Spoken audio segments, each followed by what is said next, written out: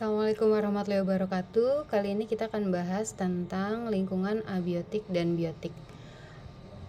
Oke, sebelum bahas tentang lingkungan biotik dan abiotik, kita perhatikan dulu dua gambar berikut ini. Ada tumbuhan A, di mana tumbuhan A berwarna hijau dan terang, sedangkan tumbuhan B berwarna pucat namun lebih panjang daripada tumbuhan A.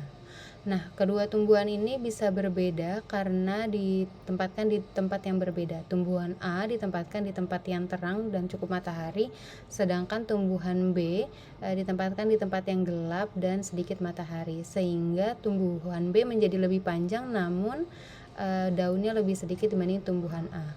Kondisi seperti ini disebut dengan etiolasi, di mana tumbuhan memanjang namun keadaannya pucat atau tidak maksimal. Nah, kenapa sih lingkungan abiotik itu penting? Lingkungan abiotik itu sangat penting karena lingkungan abiotik itu mempengaruhi makhluk hidup yang ada di sana.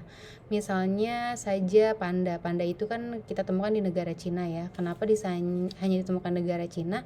Karena panda itu memakan bambu. Nah, bambu itu bisa tumbuh dengan baik di negara Cina karena kondisi tanah, lingkungannya itu sangat sesuai untuk bambu. Karena tersebut panda akhirnya bisa hidup di sana. Begitu juga dengan koala. Kenapa koala bisa ditemukan di Australia gitu? Karena di Australia ada makanannya koala, yaitu eukaliptus. Kenapa eukaliptus bisa tumbuh dengan baik di Australia? Karena kondisi lingkungannya itu sesuai. Jadi makhluk hidup itu akan menempati tempat di mana yang kondisinya sesuai bagi makhluk hidup tersebut. Oke. Lingkungan abiotik setidaknya ada 6 yang harus diketahui, yaitu pertama cahaya matahari pastinya ya. Cahaya matahari ini kenapa berpengaruh bagi makhluk hidup? Karena terutama bagi tumbuhan, karena cahaya matahari adalah sumber energi untuk fotosintesis bagi tumbuhan, dan tumbuhan itu adalah produsen dari suatu ekosistem di mana semua makhluk hidup pasti mengambil energi pertamanya adalah ke tumbuhan dulu. Yang kedua ada suhu juga akan mempengaruhi kondisi lingkungan tersebut.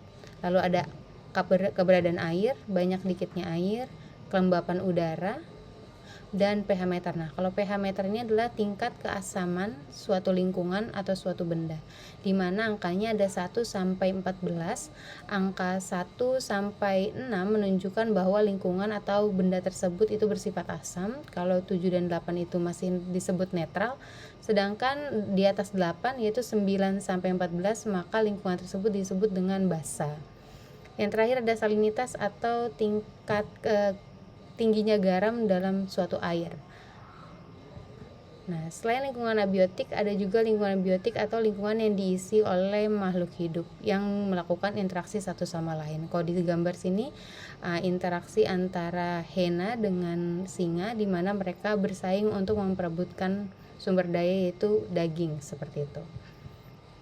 Nah, lingkungan biotik itu juga dipengaruhi oleh manusia pastinya. Manusia mengambil intervensi terhadap lingkungan biotik, di mana kita sebagai manusia terkadang mengubah lingkungan biotik yang sudah ada itu sesuai dengan kebutuhan kita. Contohnya seperti pada gambar, hutan yang tadinya ditumbuhi oleh berbagai jenis tumbuhan dibuka menjadi kebun sawit, di mana akhirnya mengurangi keanekaragaman tumbuhan itu sendiri, isinya hanya kelapa sawit semuanya, dan itu akan mempengaruhi hewan-hewan yang hidup di sana.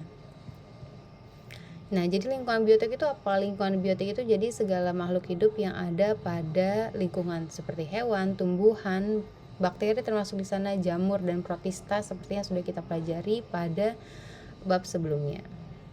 Oke, sekian. Sampai bertemu lagi.